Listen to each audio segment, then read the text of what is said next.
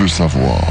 Depuis la nuit des temps, ils intriguent. Depuis la nuit des temps, ils sont l'origine de nombreux écrits. Ils sont l'origine de beaucoup de films de science-fiction, de croyances également. Ce sont ces drôles d'objets que l'on voit dans le ciel depuis très longtemps, avec parfois des formes bien bizarres, des formes bien différentes. Et ce sont d'eux que nous allons parler pendant ces 2 heures de Qui veut savoir, en compagnie de Claudio. Claudio, bonsoir. Eh bien, comme à notre habitude, nous avons fait quelques recherches durant 1 mois pour trouver toutes des informations relatives à ce sujet, ma foi, assez spécial d'ailleurs, et les recherches ont été assez fructueuses. Oui, tout à fait. Donc, nous sommes en compagnie aujourd'hui de Thierry Watley, qui est donc le fondateur de l'UFOCOM. C'est ça, il fait partie également de réseaux d'enquête privés sur les ovnis, et c'est un groupe l'UFOCOM, un groupe qui est reconnu mondialement par d'autres organismes. Thierry, bonsoir. Bien, bonsoir. Merci d'avoir accepté notre invitation pour parler de ce sujet ici à la radio, mais avant tout, la grande question, Claudio, qu'est-ce qu'un ovni ? Alors, un ovni, dans le sens du terme, c'est un objet volant non identifié. Donc, c'est quelque chose qui vole. Alors, l'observateur du sol ne sait pas dire c'est quoi, parce que ça ne correspond effectivement pas à un avion, ni à un hélicoptère, ni à un oiseau. Donc, la première question qui se pose, c'est qu'est-ce que c'est ? Il ne sait donc pas l'identifier. Maintenant, il peut être confondu effectivement avec toutes sortes de choses, comme des ballons sondes, des plasmas atmosphériques, des boules en foudre ou ce genre de choses. Mais l'OVNI à proprement parler est vraiment un objet matériel qui se déplace, dont on ne sait pas identifier l'origine. C'est ça, parce qu'en fait, la curiosité de l'homme a fait qu'on a toujours tenté de découvrir ce que c'était ce phénomène en fin de compte, que ce soit par exemple par un phénomène météorologique, je pense par là des nuages ou des reflets par des ondes de chaleur de la lumière aussi, ou alors peut-être quelque chose créé par l'homme. Et c'est la question que nous allons poser peut-être dans quelques minutes à nos différents intervenants que nous aurons également par téléphone. Thierry, et alors selon vous, un ovni, si vous avez une description générique, qu'est-ce qu'un ovni pour vous ? Eh bien, en ce qui me concerne, un ovni, mais la définition de Claudio est excellente.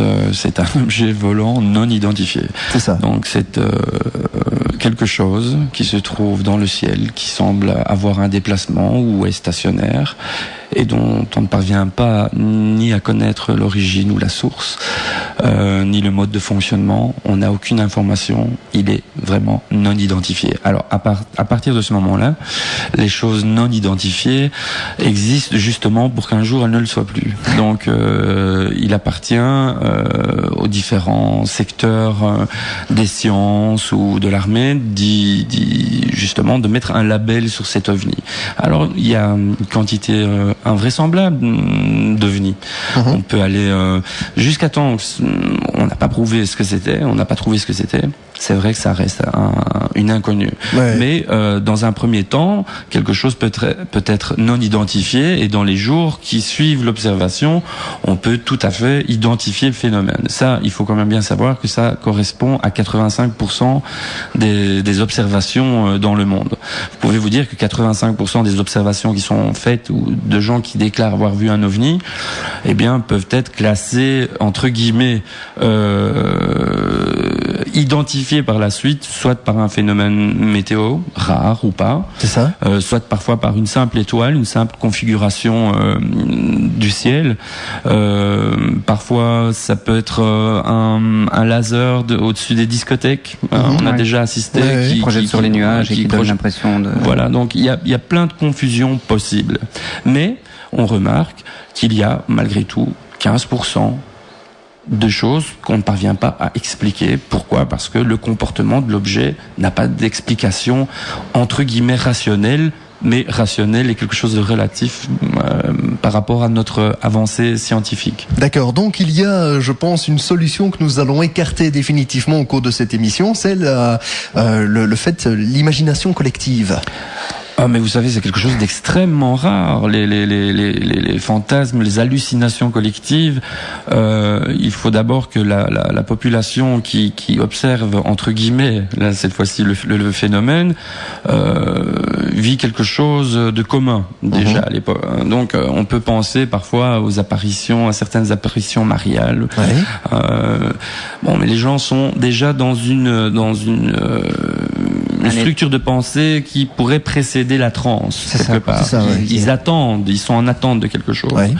Mais par contre, la personne qui est en train d'arroser ses plantes dans son jardin, et éventuellement si son voisin est à côté de lui, et qui voit quelque chose d'un peu particulier, qui ne parviennent pas expliquer, on peut pas mettre ça sur le compte du fantasme collectif. D'accord. Parfait. Eh bien, c'est donc des ovnis, vous l'avez compris, que nous allons discuter durant ces 2 heures de Qui veut savoir. Qui veut savoir? C'est des ovnis que nous parlons durant ces 2 heures de Qui veut savoir, et plus particulièrement des objets volants non identifiés sur notre plat pays, Claudio, parce qu'il y en a eu quelques-uns, il y a eu quelques observations, et nous allons faire surtout référence dans cette émission aux observations qu'il y a eu au début des années 90 dans les cantons de l'Est. Alors rafraîchis-nous la mémoire. Je dirais même fin 1989, en fait. Tout a commencé le 29 novembre, où plusieurs phénomènes aériens donc se sont succédés dans le ciel. On a d'abord en fait le témoignage de 2 gendarmes qui se promenaient sur le bord d'une nationale. Entre parenthèses, ça tient vraiment du X-Files que je vais dire ici. C'est peut-être dur à croire, mais c'est vraiment ce qui s'est passé. J'insiste bien là-dessus. Ils ont été attirés donc par des lumières dans un champ. Ils se sont approchés donc avec leur combi, ils sont descendus et ils ont observé une masse qui était approximativement à 100 de mètres, une masse triangulaire énorme avec 3 phares, comme 3 phares de lumière qui éclairaient le sol, et ils ont relativement été tétanisés, si je puis dire. Ils ont tout de suite, je ne sais pas, Thierry, rappelle-moi un peu, est-ce qu'ils ont témoigné tout de suite de ça, ou ils ont attendu avant de déposer leur disons qu'ils ont effectivement fait si mes souvenirs sont exacts, ils ont fait un rapport, mais les observations sont même, vous pouvez trouver des rapports d'observation même avant cette date. Donc l'année 89. Dans le courant de l'année 89, la SOBEPS a reçu pas mal. La SOBEPS, la Société belge d'études des phénomènes spatiaux, donc c'est l'organisme privé, c'est une ASBL qui s'occupe de traiter le sujet en Belgique et qui a collaboré notamment avec notre ministère de la Défense nationale sur ce sujet ponctuel. Donc on peut même en 88, il commence déjà à y avoir. Oui, tout à fait. On peut dire en fait que les gendarmes ont peut-être été la chose qui a vraiment attiré l'attention sur l'armée et le reste, quoi. Mais je pense que la gendarmerie dans le dossier de la vague belge a joué un rôle prépondérant. Effectivement, c'est d'abord la gendarmerie qui va donner le poids aux observations, aux témoignages. Des gendarmes aussi en ont vu. Il n'y a pas que des gendarmes. Les gendarmes ont fait appel à leur service d'ailleurs à de nombreuses reprises, parce que les gens n'ont peut-être pas connaissance de l'existence de la SOBEPS tout de suite. Donc d'abord, on va appeler la gendarmerie en disant tiens, j'ai vu quelque chose, vous savez pas me dire ce que c'est, c'est tout à fait bizarre. Et si je me souviens bien, il y a aussi encore une équipe de gendarmes qui ont aperçu l'objet au-dessus d'une église dans un village, qui l'ont là vu partir après très très vite, quoi. Oui, des rapports de gendarmerie, encore une fois, il y en a pléthore. Donc mais celui qui va être décisif, c'est l'observation du maréchal des logis Rennequin, qui lui, dans la région de Amemil, va voir quelque chose de tout à fait inhabituel, c'est-à-dire un énorme triangle volé dans le ciel avec une vitesse assez faible, somme toute.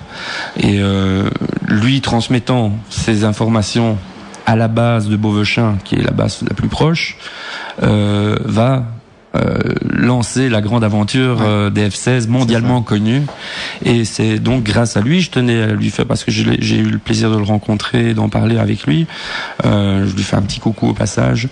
Et parce que sans lui, c'est vrai que peut-être les F-16 n'auraient pas décollé. Voilà, et c'est à partir de ce moment que les médias ont un petit peu branle-bas-le-combat mis sur le devant de la scène ces phénomènes assez bizarres, avec même, je me souviens d'ailleurs, un document vidéo où on voyait une masse triangulaire avec 3 flashs, 3 lumières assez importantes survolaient les contrées des régions de l'Est. Et alors, bizarrement, justement, il y a quelques jours de cela, dont les médias, on en reparlait de cette vague belge, Thierry. Oui, tout à fait. Donc, cette vague se passe, donc on va pouvoir, par fin 88, on commence déjà à voir des choses, 89, 90, point culminant, mais ça ne touche pas que les cantons de l'Est. Il faut bien être précis là-dessus. Oui. Cependant, ça ne touche que la Wallonie. Ça ne touche que la Wallonie. D'ailleurs, ils se sont demandé si les Flamands ont tout de suite interpellé les autorités en leur disant c'était un truc propre aux Wallons, parce que nous, on n'en a pas vu. Donc ça a bien fait rire les Flamands, mais ça a moins fait rire les Américains. Donc sur ce coup-là, je préfère leur faire confiance à eux. Et donc ça couvre un peu le sillon Sambre-et-Meuse. Ah oui. Donc effectivement, on va aller jusque Penn, etc. Même Charleroi. Mais Charleroi est touché, la banlieue de Bruxelles, Jodogne très fortement. Cette région-ci a vraiment été particulièrement alimentée en ovnis à cette époque-là. Et c'est vrai que c'est simplement la gendarmerie qui a donné le fonds nécessaire, le crédit. Vous savez, quand un gendarme, une personne qui est assermentée et qui n'est pas choisie spécialement pour son degré d'illumination psychologique, c'est un monsieur qui a les pieds sur terre et qui est formé et qui peut savoir quand même si c'est un avion ou pas, quoi. C'est ça, C'est ça. Et justement, il y a quelques semaines ou une grosse semaine d'ici, dans le journal télévisé de la RTBF, puisque nous citons nos sources ici dans cette émission, on en parlait, Thierry. Oui, donc ça fait maintenant 15 ans de cette histoire. Donc il y a eu plusieurs bouleversements, plusieurs théories évidemment.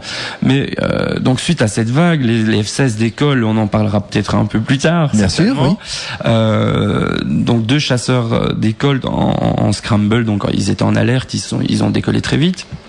Ils sont portés à la rencontre du phénomène.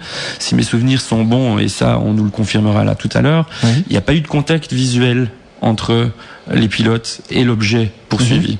Par contre, il y a eu des accrochages radars.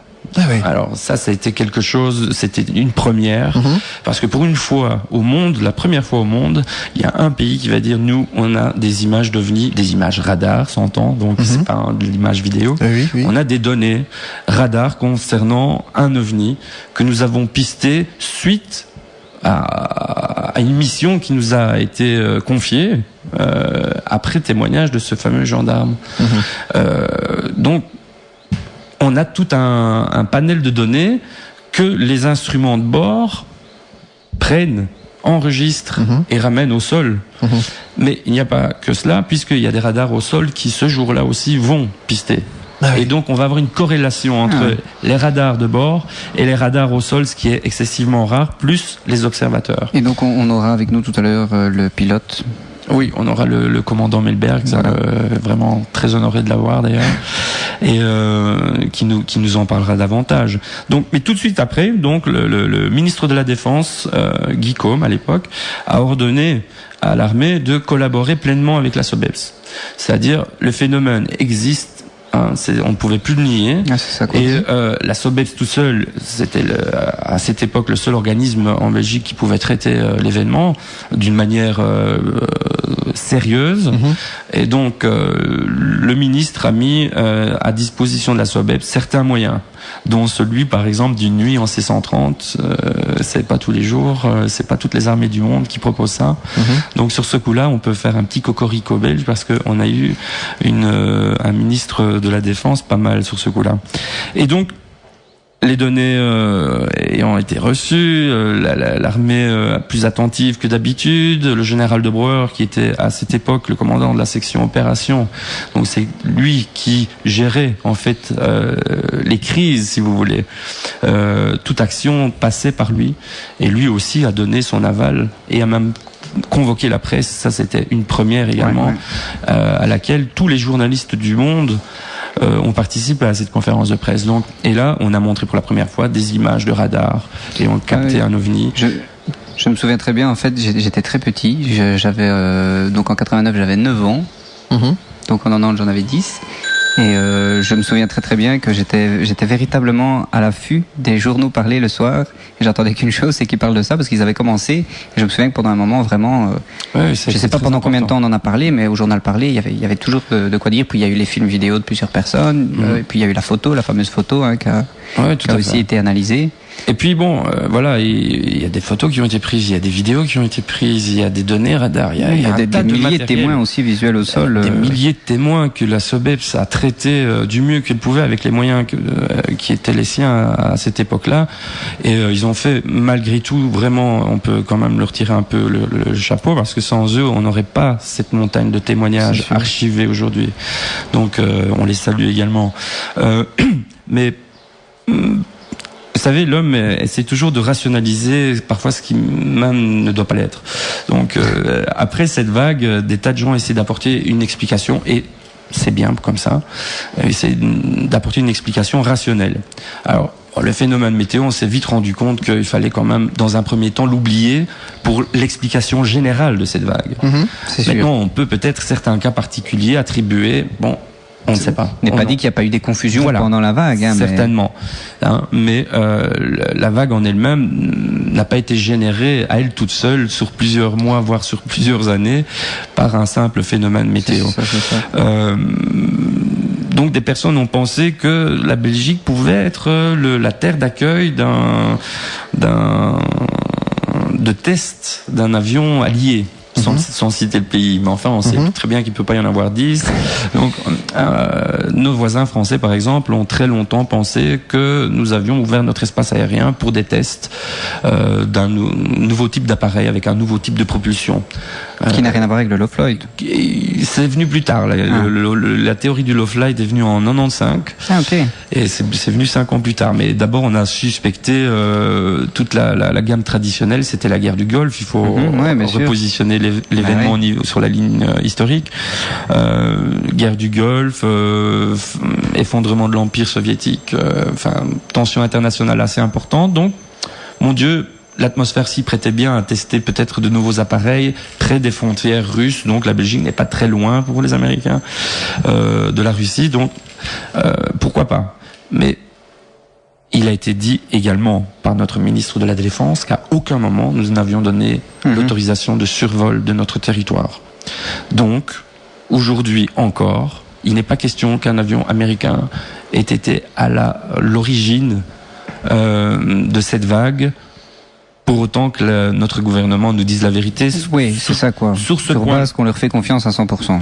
Mais je pense qu'on peut leur faire confiance tout en absolument sans perdre de sens critique, mais simplement en se disant que on peut quand même se demander si les Américains sont assez simples d'esprit pour envoyer certainement un prototype de plusieurs milliards de dollars au-dessus d'une zone les plus peuplées de la planète. Donc, c'est sûr que si c'était le cas, en tout cas, ils auraient pris un très très gros risque, quoi. Je veux dire, ils devaient être sûrs de leur coup pour faire ça, quoi. Et puis il faut pas oublier quand même qu'on a une défense aérienne avec des chasseurs qui s'entraînent également, avec des pilotes qui s'entraînent avec les Américains. On en parlera peut-être tout à l'heure aussi.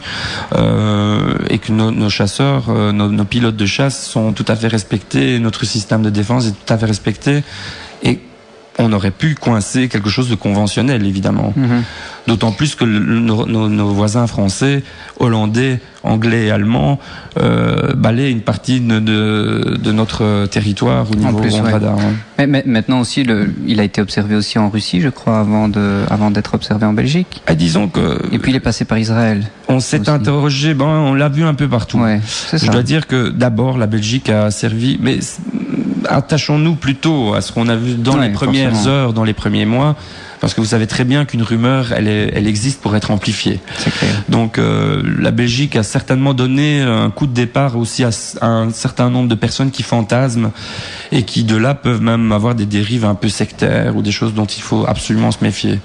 Donc nous ici, on a un regard scientifique, sérieux, une approche, si je peux m'exprimer comme ça, terre à terre pour un objet volant. C'est peut-être un peu paradoxal, mais mieux vaut avoir les pieds sur terre quand on a la tête dans les nuages. Donc, Allez Cédric, je vois que tu meurs d'envie de balancer le speech de la RTBF en direct. Exactement, donc en fait c'est un document qui a été enregistré lors du journal télévisé de la RTBF, une date peut-être? Oui, le 19 juin à 19h30 en fin de journal, alors que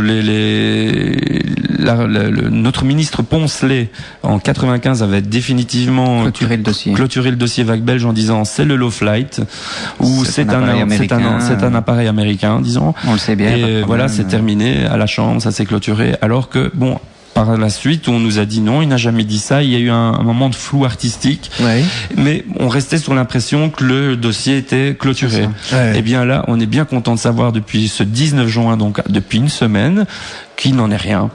Justement, on écoute ce document. Notre rubrique 175-25, OVNI, cela signifie objet volant non identifié.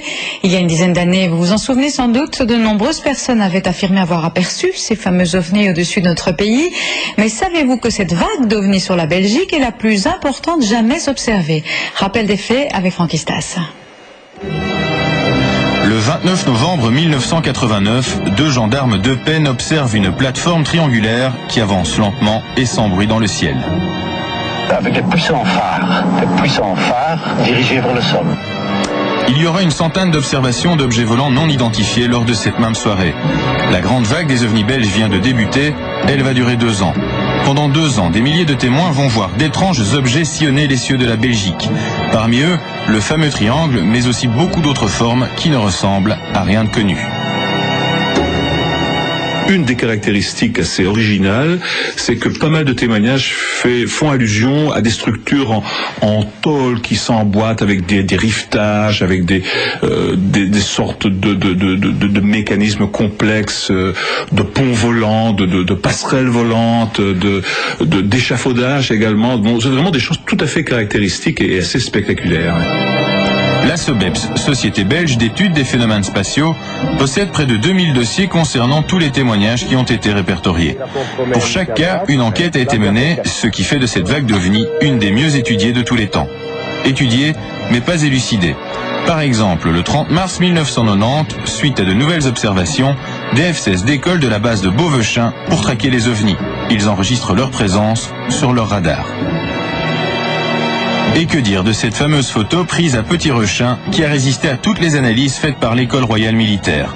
Aucun trucage n'a pu être découvert, ce document est authentique.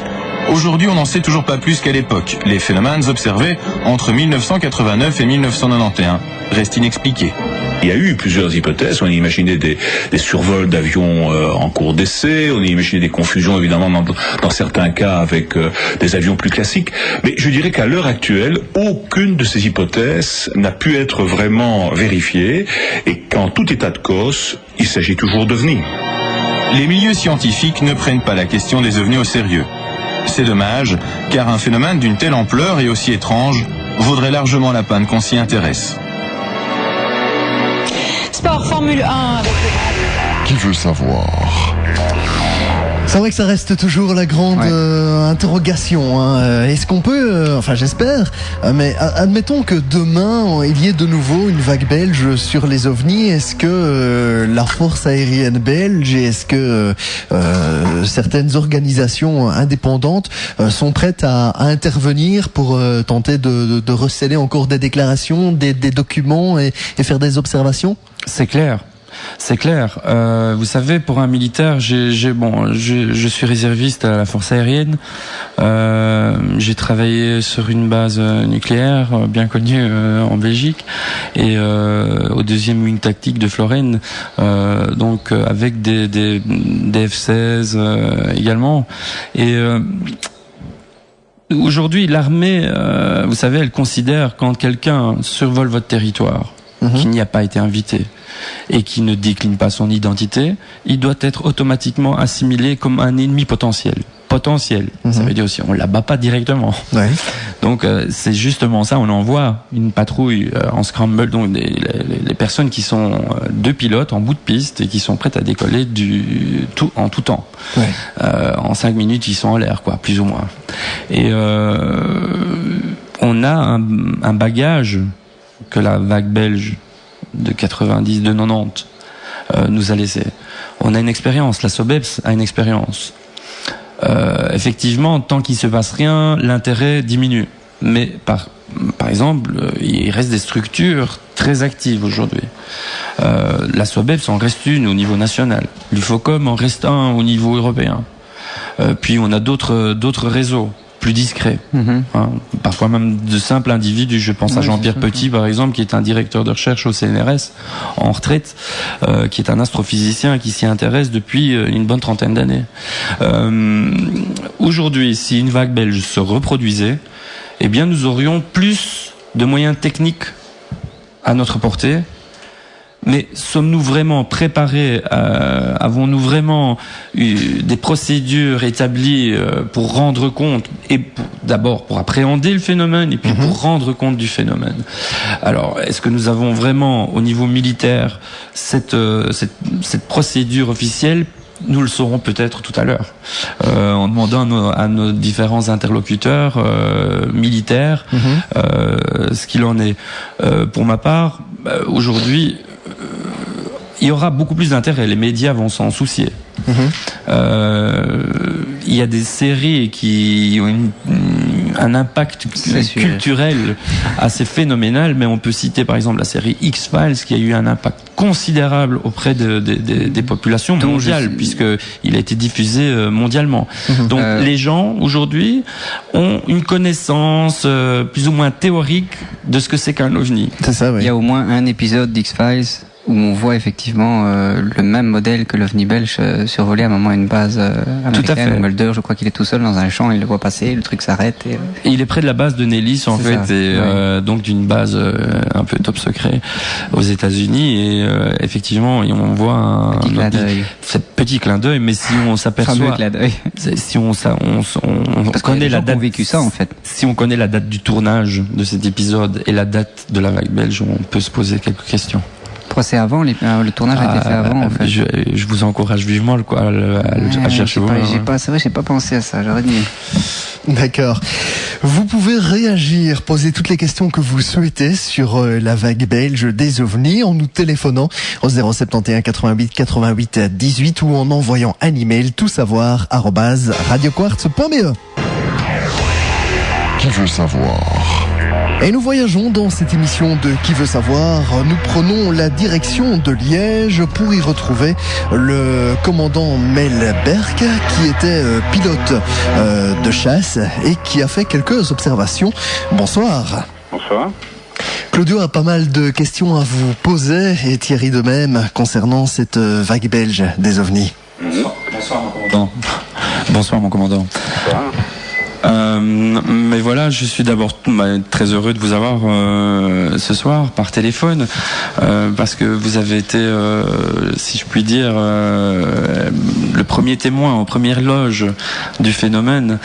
Mais ce qui, je pense, aurait intéressé un peu tout le monde, c'est de vivre avec vous ce que vous avez vécu à partir de la minute zéro lorsque vous décollez pour cette mission et un peu ce qu'on vous dit. Et est-ce que vous savez pourquoi vous partez et dans quelles conditions? Donc moi, ce que j'aurais aimé avoir de votre part, si c'était possible, c'était le récit du point de départ, quoi.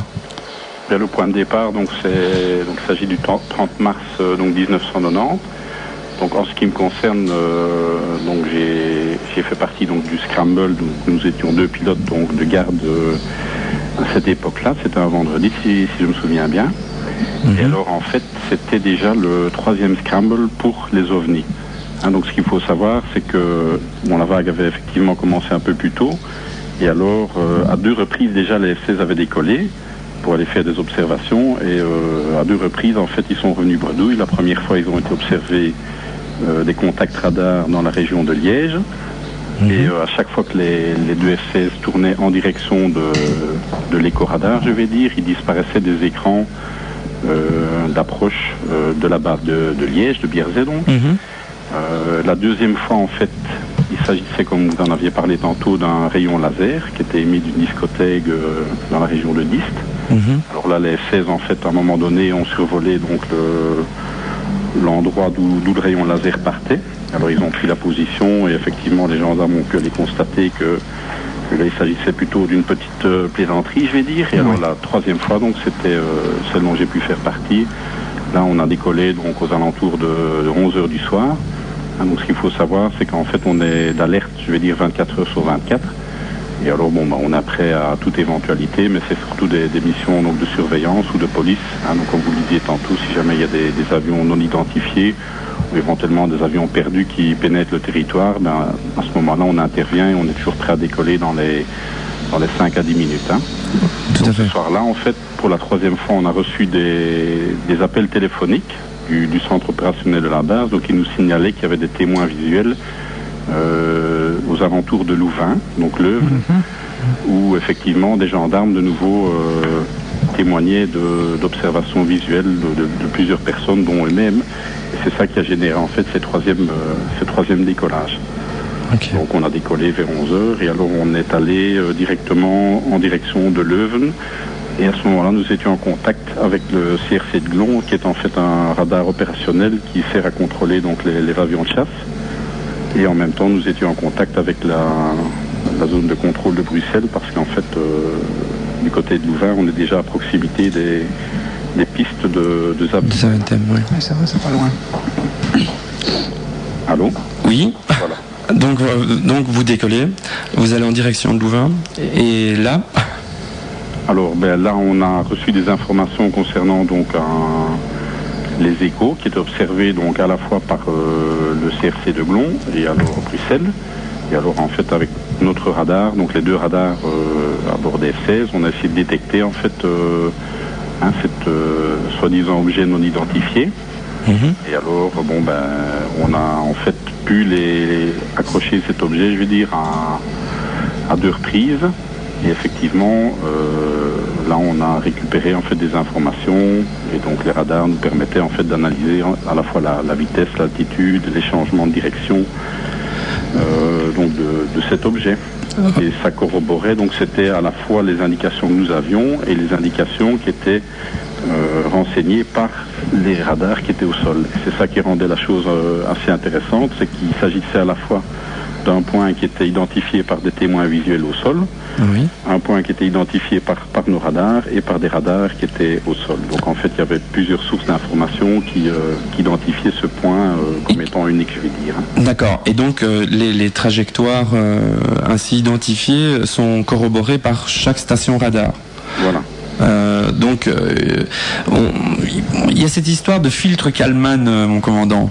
Donc le filtre Kalman, pour nos auditeurs, c'est un filtre qui se trouve à bord, donc qui contrôle le radar, si vous voulez, et qui permet aux pilotes d'éviter de prendre, par exemple, une concentration d'oiseaux ou quelque chose comme ça, pour un ennemi potentiel. En gros, c'est ça. Maintenant, le commandant Milberg va vous expliquer ça beaucoup mieux que moi. Mais ce filtre, d'après les informations qui ont été données, ce filtre aurait été désactivé lors de votre mission, mon commandant. C'est-à-dire que le filtre, en fait, on peut régler certaines valeurs qui nous permettent de rejeter en fait des objets qui volent en dessous d'une certaine vitesse. Parce que sinon on aurait trop d'écho, je vais dire, sur l'écran qui, somme toute, n'est pas très grand. Il s'agit d'un écran qui fait à peu près une quinzaine de centimètres de côté, donc c'est pas énorme. Donc c'est la raison pour laquelle, entre autres, le radar rejette des objets qui voleraient trop lentement, donc par exemple des ULM ou alors des bancs d'oiseaux, des choses pareilles, en imaginant évidemment qu'il y a un reflet radar qui soit possible par ce genre d'objet. Absolument. Mais ceci, ça peut être sélectionné donc à l'intérieur de l'avion par nous-mêmes, et alors on peut changer la valeur en fait des paramètres. Et donc vous aviez réglé des paramètres d'une manière spécifique, ou vous l'aviez peut-être désengagé complètement? Donc on a fait plusieurs je veux dire plusieurs tentatives, hein, parce que bon, chaque fois qu'on essayait d'avoir un contact radar, dans certains cas ça marchait, donc notamment 2 fois, et dans d'autres cas ça ne marchait pas parce qu'on avait un rejet automatique du système. Donc en fait dans ce cas-là, bon, on a plusieurs façons, plusieurs techniques, je veux dire, pour essayer d'accrocher un objet au radar, et donc c'est ce qu'on a fait ce soir-là, puisqu'on était à 2 dans 2 avions différents, je vais dire, hein, et qu'on est revenu chacun avec une cassette qui apportait en fait les informations ayant trait à cet objet. C'est ça, et les 2 avions avaient tous les 2 enregistré les mêmes paramètres. Voilà. Plus Glon, plus le radar au sol de Glon, qui est une station qui sert de contrôle, si vous voulez. C'est ça, oui. Et donc vraiment plus Zaventem, parce que c'est toutes les données radar ont été, aujourd'hui on peut le dire, ont été absolument étudiées, et c'est vrai qu'il y a l'objet a été unique. Comme le disait le commandant Milberg, on a pu voir que c'était vraiment un objet unique qui avait une trajectoire cohérente. Mon commandant, est-il vrai que lorsque votre système d'armes se loquait se bloquait sur l'écho, celui-ci adoptait une trajectoire d'évasion? Donc la trajectoire de l'objet en fait était assez erratique, hein. Donc il changeait à la fois rapidement de direction, d'altitude, même la position relative par rapport à nous était changeait assez régulièrement.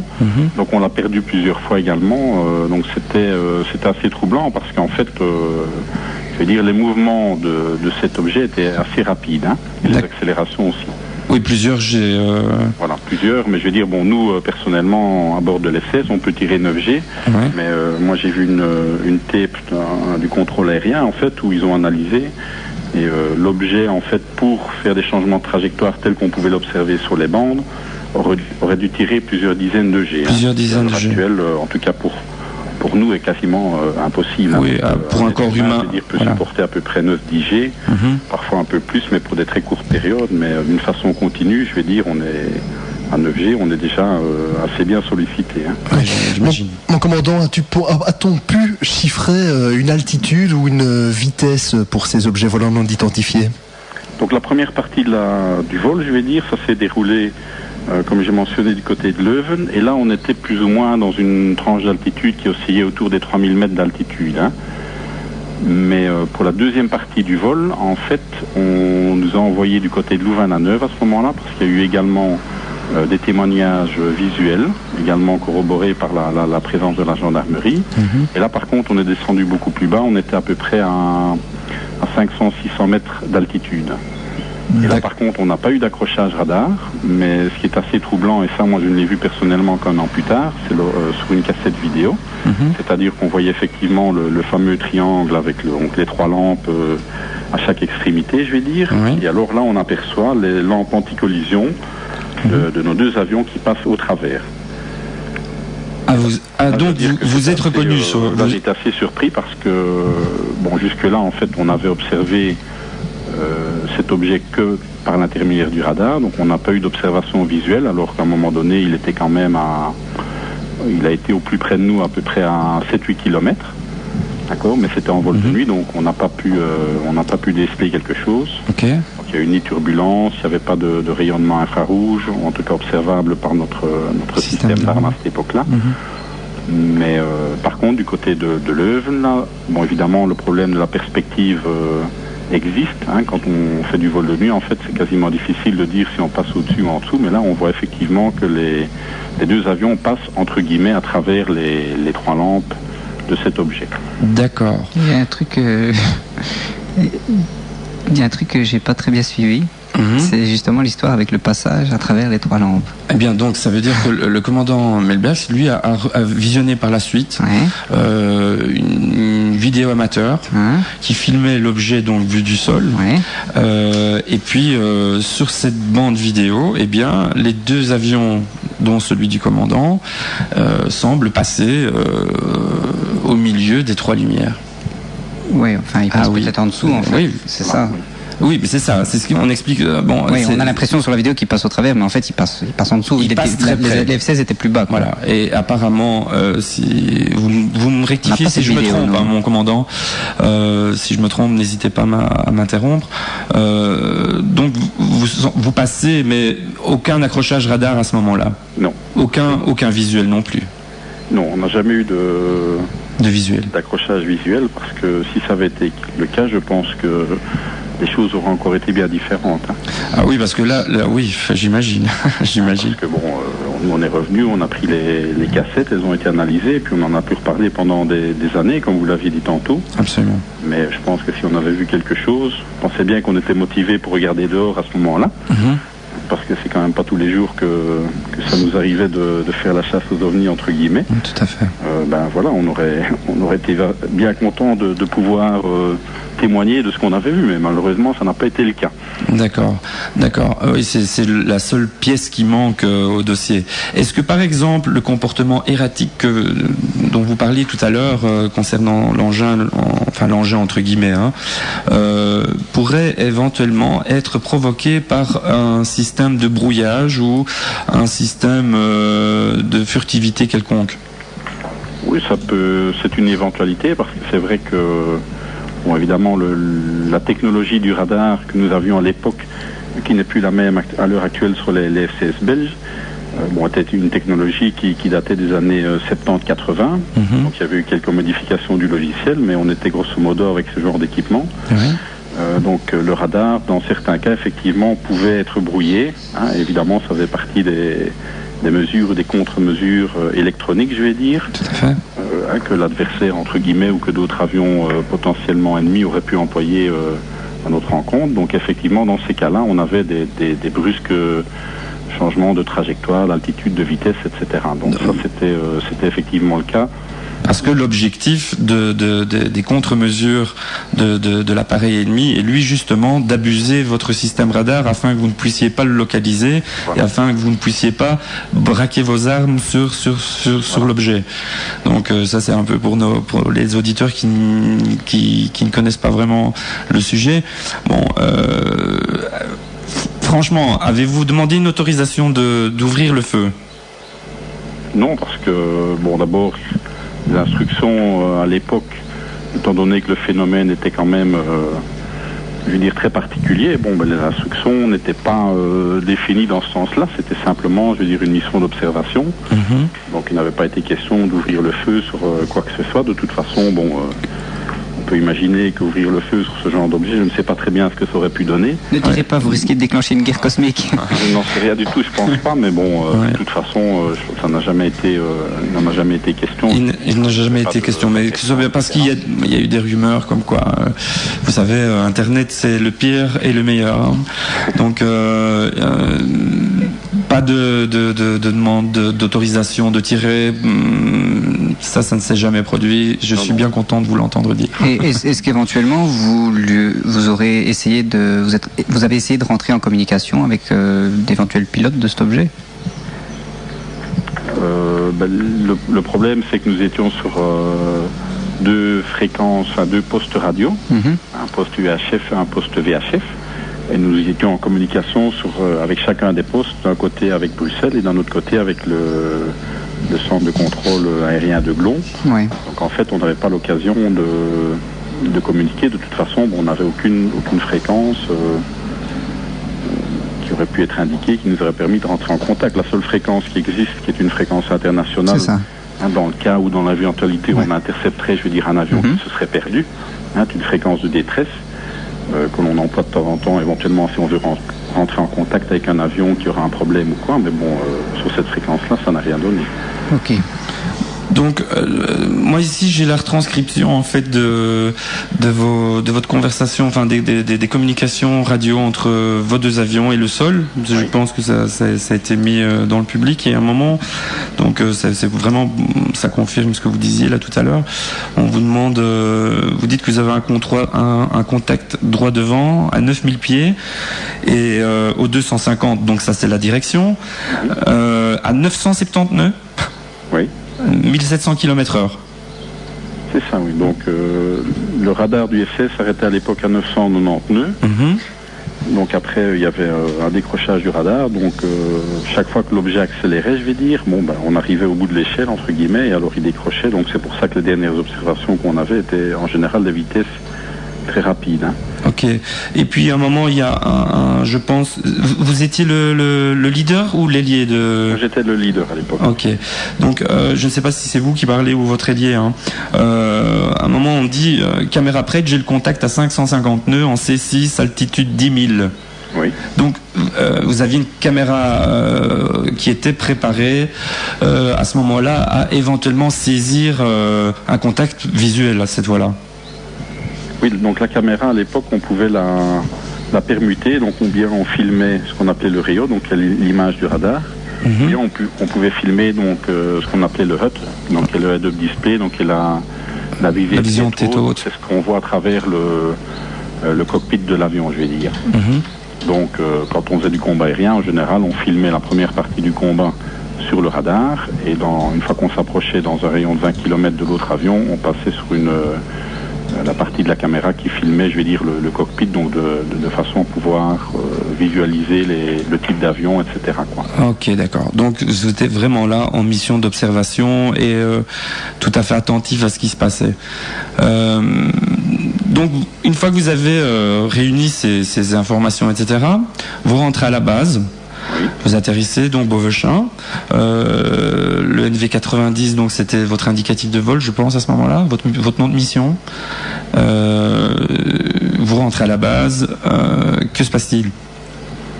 Eh bien, ce qui se passe, c'est que on a visionné les cassettes, et puis les cassettes ont été, je vais dire, reprises entre guillemets pour analyse.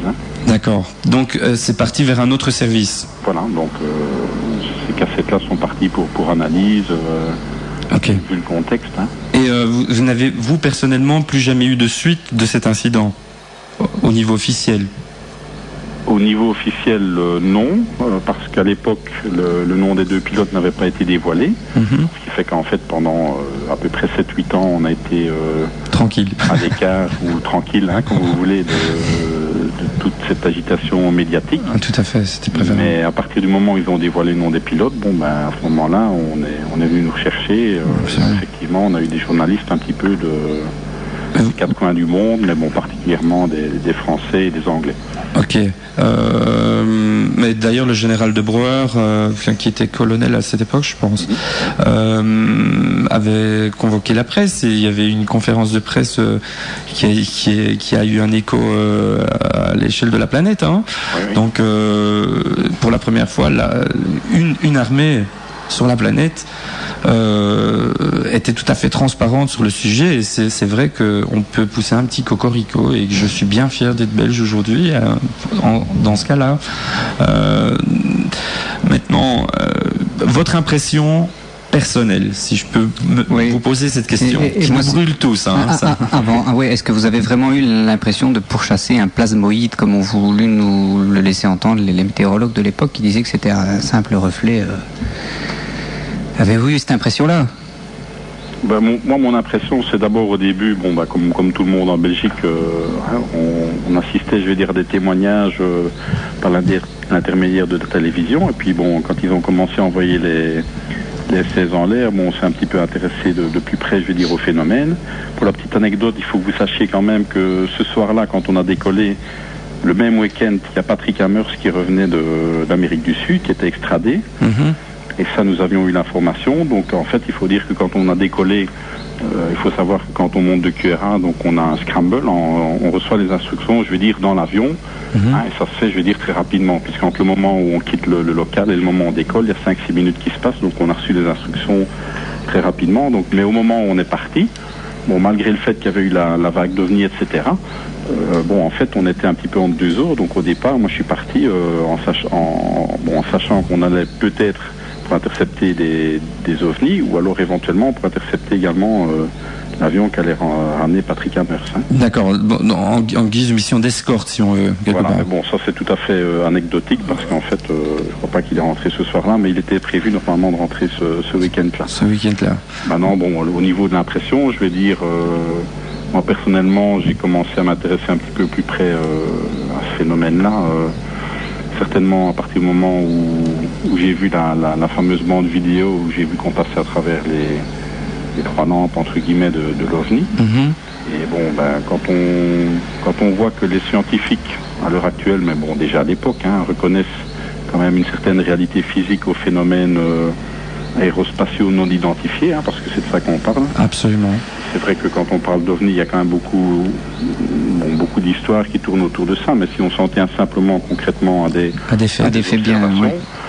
Force est de reconnaître qu'à l'heure actuelle, il y a quand même des gens très sérieux, des scientifiques, etc., qui sont penchés sur la question et qui, malgré le fait qu'ils n'ont pas toutes les réponses qu'on aimerait bien avoir à l'heure actuelle, on est bien obligé de constater qu'il y a des choses ou des phénomènes qui existent, qui sont une réalité physique, et qu'on essaye d'expliquer ou qu'on essaiera d'expliquer dans le futur, quoi. D'accord. Donc pour vous, mon commandant, il s'agissait bien d'un objet, on ne revient pas là-dessus, c'est bien d'un objet que vous avez accroché par deux ou trois fois?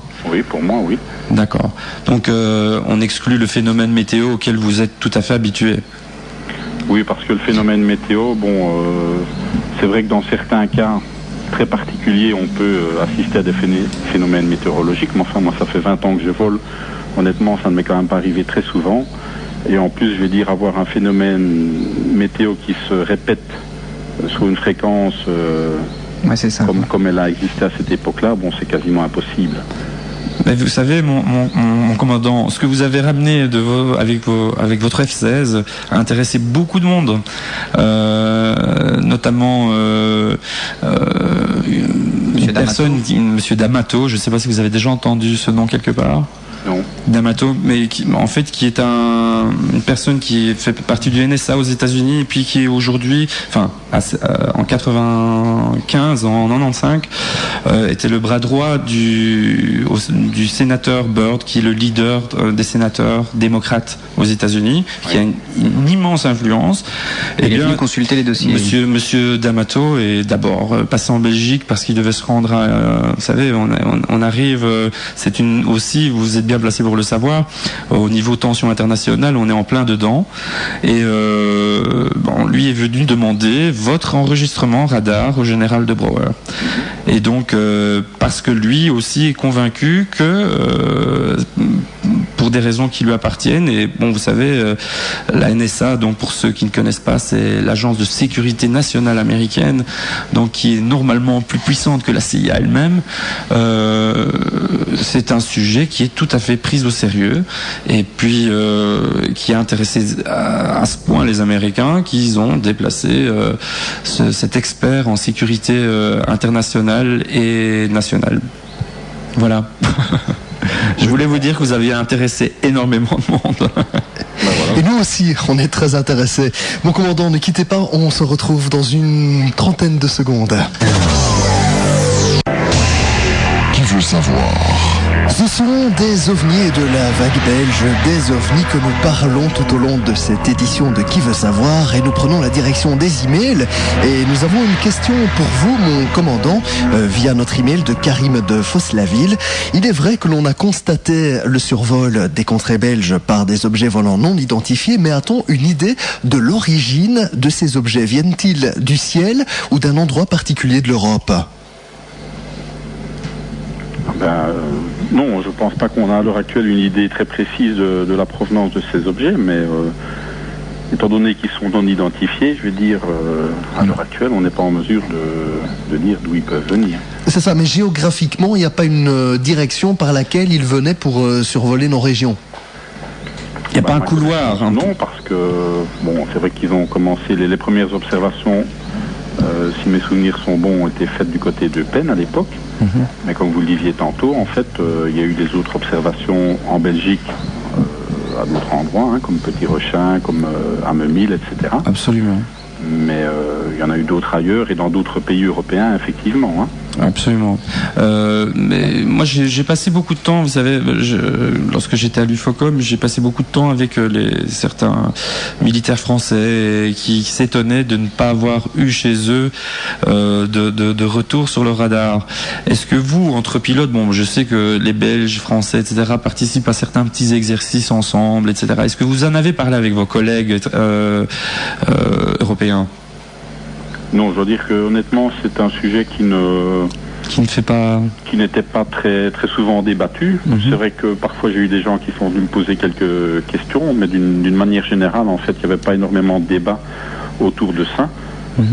Bon, parce que je pense qu'à l'époque, d'abord, c'est vrai qu'on en avait beaucoup parlé en Belgique. Je ne sais pas si en France, à ce moment-là, on en avait parlé autant que chez nous. Non, absolument pas. Justement, les Français s'étonnaient de ne pas avoir vu ça chez eux non plus, quoi. Oui. Puisqu'ils étaient frontaliers, ils étaient un peu... En fait, ils se demandaient simplement, et vous savez, il y a un groupe de militaires à la retraite, mais de très très très haut gradés, y compris des gens de la DGSE et de la DST, qui aujourd'hui pensent que la vague belge est en fait une couverture d'engins américains top secret, et que la Belgique, bien entendu, ne peut pas révéler qu'elle a effectivement donné une autorisation du survol de son territoire. Alors que bon, moi personnellement, je sais pertinemment bien que ça n'a jamais été le cas. Maintenant, avez-vous eu l'impression à un certain moment, et aujourd'hui peut-être avec le recul, pensez-vous qu'il est possible que, par exemple, la Terre 3B ou quelque chose comme ça puisse provoquer ce genre de comportement sur un radar ? Disons que c'est difficile de dire, étant donné que les Américains ont quand même une avance technologique et quand même ont entrepris des recherches dans des domaines, à la limite dont on ne parle pas encore très souvent, mais surtout au niveau des systèmes de propulsion, etc., ou des systèmes de brouillage radar, ou des systèmes d'avions furtifs. Donc en fait, bon, par rapport aux Américains, on a quand même toujours un décalage au niveau technologique. En tout cas, quand on connaît les choses, bon, certainement qu'elles ont été développées déjà des années auparavant. Hein. Absolument, mais il ne peut pas s'agir, par exemple, d'un développement technologique qui saute. Par exemple, aujourd'hui, l'armée belge, enfin, la force aérienne belge, je trouve, en 2005, l'avancée technologique américaine ne peut pas excéder quand même 25 ou 30 ans. Elle ne peut pas aller au-delà de 25 ou 30 ans. Non, d'accord, mais effectivement, je ne pense pas que ça pourra aller au-delà de ça. Mais maintenant, bon, je ne vois pas vraiment une raison objective ou opérationnelle de venir ça n'a aucun sens, bien sûr, au-dessus du territoire belge pour faire voler des engins ultra secrets. Mais absolument, parce que c'était une zone hyper peuplée. Aussi, oui, mais si on tient compte quand même que la Belgique, il y a le centre général de l'OTAN, il y a les quartiers généraux de l'OTAN aussi en Belgique, qui est quand même censé être la première bride de la force européenne militaire. Oui, c'est bon. Attention, il faut effectivement, la Belgique est un pays intéressant à plusieurs niveaux et pas rien que pour la bière. Il y a effectivement le siège de l'OTAN, nous avons le SHAPE, nous avons nous sommes la capitale de l'Europe, entre guillemets. Donc c'est vrai que ça fait pas mal de choses. Maintenant, je pense, comme le commandant, et je suis certain de ça, il est tout à fait impossible à concevoir que les Américains envoient au-dessus de notre territoire un engin coûtant certainement plusieurs millions, voire milliards de dollars. En gros, ce que tu veux dire, c'est que si c'était le cas, ce serait vraiment culotté, quoi. Écoutez, c'est vraiment culotté de faire ça. C'est pas culotté, c'est tout à les avoir. Vous savez, nous sommes en Europe. Alors, nous sommes ici plutôt pro-américains et c'est bien comme ça. Mais imaginons que nous ne sommes pas si loin que ça de la Russie. Et vous savez, 1990 reste une année quand même charnière. De Berlin aussi, tout à fait. Mais nous sommes dans une année un peu bizarre. Il va y avoir des coups d'État en Russie, un coup d'État en Russie, donc quelque chose de une année charnière vraiment, l'année 90. Mais donc, je ne pense pas que si c'est une technologie hyper top secret avec un nouveau système de propulsion, on peut penser à des tas de choses. je pense qu'au moindre accrochage ça fait un carnage au sol. C'est sûr, ça provoque un incident international. Et secondo, il faut pas non plus l'oublier, c'est que la Belgique est une terre assez libre et des forces étrangères y ont certainement des hommes. Les Américains le savent, ils vont jamais risquer quelque chose. Vous savez, les Français et les Américains sont alliés sur le papier, mais il reste quand même parfois de temps en temps des petites choses entre eux. Donc les Français sont beaucoup plus proches de chez nous que les Américains, et les Américains n'ont pas envie de voir ne fût-ce qu'une demi-vis de leur nouvelle technologie se perdre comme ça stupidement. Et pour Monsieur Oligbert, j'ai une dernière petite question. Donc, est-ce que depuis ce jour-là, il vous est encore éventuellement arrivé de voir des collègues à vous ou vous-même décoller pour ce genre d'observation? À l'époque, ça a été le dernier scramble qu'il y a eu pour cette vague d'OVNI. Et à ma connaissance, je ne sais pas s'il y en a encore eu récemment, mais à l'époque, ça a été le dernier. C'est certain, parce que c'était le troisième. Et étant donné que les deux premiers n'avaient rien donné, le troisième, effectivement, on a rapporté des tapes. Entre-temps, il y avait eu un vol C-130, comme vous l'aviez dit, ou Hawker-Siddeley, je ne suis plus sûr. Mais à l'époque, je crois que ça s'est plus ou moins terminé là en ce qui concernait les observations par avion de la force aérienne. Est-ce que ces incidents ont donné lieu à la naissance d'une nouvelle procédure, ou disons d'un complément de procédure en ce qui vous concerne? Si vous êtes non. Aujourd'hui, si vous êtes confronté encore au même problème, est-ce que vous avez une procédure qui n'existait pas à l'époque pour rendre compte, ou est-ce que les radars fonctionnent mieux? Je ne sais pas, peut-être quoi. Les radars sont différents. Maintenant, personnellement, je ne vole plus sur F-16 depuis 1998. Donc je ne saurais pas vous dire exactement si au niveau des procédures opérationnelles, s'il y a des choses qui ont été adaptées. Probablement que avec le nouveau radar et les performances accrues du radar, il y a certainement des choses qui ont dû être débattues à ce sujet-là, mais je ne saurais pas rentrer trop dans le détail pour ce qui existe pour le moment. Et, mon commandant, une question à laquelle vous n'êtes vraiment pas obligé de répondre si ça revêt un caractère de sécurité quelconque. Est-ce que vous avez participé aux exercices Red Flag? Oui, moi j'ai volé en 1993. Et donc, vous pouvez pour nos auditeurs nous situer un peu l'endroit où ça se situe, cet exercice, et avec qui? C'est un exercice international, donc on effectue dans la région de Las Vegas. Et effectivement, là on s'entraîne à faire du combat aérien, comme on le fait en Europe également, dans d'autres zones, d'une façon similaire, mais dans un environnement un petit peu différent, puisque c'est un désert. Principalement. Ok. Et là, vous avez été amené à discuter avec des collègues américains, je suppose. Oui. Et est-ce que eux ne vous ont jamais approché pour avoir une information ou l'autre? Non, à ce sujet-là, non, parce que, comme je vous le disais, en fait, les noms n'ont été divulgués que des années plus tard. Donc, en fait, personne n'a jamais été au courant. Ce qui me concernait, que c'était moi qui étais l'intéressé à cette époque-là. D'accord, donc personne n'était au courant. C'était tant mieux pour vous, dis donc. Oui, tant mieux, parce que c'est vrai que, ça ne me dérange pas de parler de ce sujet-là, parce que c'est malgré tout intéressant. Et ça soulève pas mal de questions, et surtout si on veut un petit peu s'y pencher d'une façon plus sérieuse, c'est vrai qu'il y a pas mal de choses à débattre. Mais c'est vrai qu'à l'époque, c'était encore quelque chose qui était un petit peu, je vais pas dire tabou, mais les gens en parlaient, avec un petit sourire, en coin des lèvres. Tout à fait. Mais aujourd'hui, je pense que la RTBF, dans son dernier journal télévisé du 19 juin, vient de dire qu'il serait intéressant de mettre quelques personnes vraiment compétentes pour traiter ce sujet. Pourquoi pas des militaires, pourquoi pas des pilotes, mais certainement des scientifiques, des physiciens, des choses comme ça. Est-ce que c'est aussi votre avis que ce phénomène mérite toute l'attention des scientifiques? Et sérieuse. Oui, je pense que il mérite certainement qu'on s'occupe, entre guillemets, officiellement, et certainement qu'on traite les observations et les informations à un niveau plus élevé. Parce que je pense que le problème, c'est si on observe chacun de son côté certains éléments et qu'on n'essaye pas de mettre en corrélation ces éléments avec d'autres pays ou même d'autres continents, parce que vraiment, les choses ne s'arrêtent pas aux frontières de l'Europe. Si on ne travaille pas comme ça, ça sera peut-être difficile d'avoir des informations cohérente ou d'établir des liens entre certaines choses qui ont été observées à des époques différentes, peut-être à des endroits différents. Est-ce qu'il est vrai que votre intervention, et surtout l'objet de votre intervention du 30 mars, a augmenté le degré d'alerte du NORAD ? En ce qui nous concerne, je veux dire, bon, nous étions les intervenants, nous étions les pilotes qui étions de garde. Là, les décisions se prennent au niveau de la base. Maintenant, au niveau tactique, au niveau stratégique, peut-être que certaines choses ont été modifiées, mais ça, on n'était pas mis au courant. Vous n'avez pas été mis au courant. D'accord. Eh ben, écoutez, moi j'étais vraiment enchanté de vous entendre ce soir parce que je trouve que ça vaut vraiment. Vous êtes le mieux placé pour nous en parler de cette vague belge parce que vous étiez à bord, vous savez de quoi il retourne.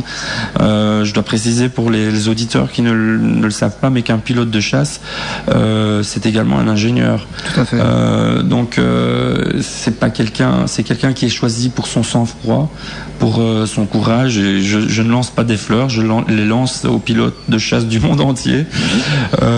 Ces gens sont vraiment choisis, triés sur le volet. J'ai eu l'occasion de faire un mois avec eux à Saint-Tron et je peux vous dire que ce ne sont pas des gens qui prennent des vessies pour des lanternes, ce sont des gens d'un calme olympien et s'ils ont eux aussi la tête dans les nuages et pour de bonnes raisons ils ont également les pieds sur terre. Donc aujourd'hui c'était très important pour moi d'entendre le commandant Melbergs nous dire que voilà, aujourd'hui il y a un objet volant non identifié, qu'il s'agit bien d'un objet, qu'il ne s'agit pas d'un phénomène météo, que l'objet a été, les pistes radar sont d'excellente qualité et qu'elles ont été